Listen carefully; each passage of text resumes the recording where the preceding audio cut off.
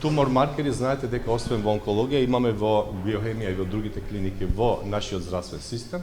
За жал, заради исто така законски пречки, знаете дека ако една процедура закасни, вие законски не смеете да отворите друга или да убрзате.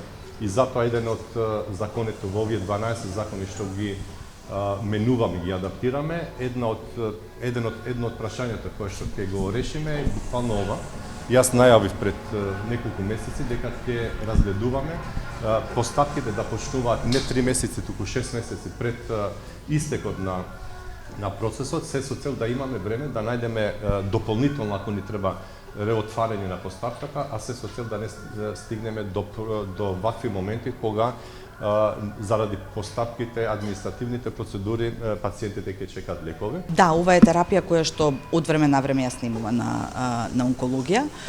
Проблемот ќе се надмине само и исклучува доколку се промени начинот на кој што лековите за оваа клиника се набавуваат. Не станува збор за скапа терапија, станува збор за терапија која што не чини многу, меѓутоа едноставно процесот на набавка ја отежнува незината набавка на клиниката за онкологија.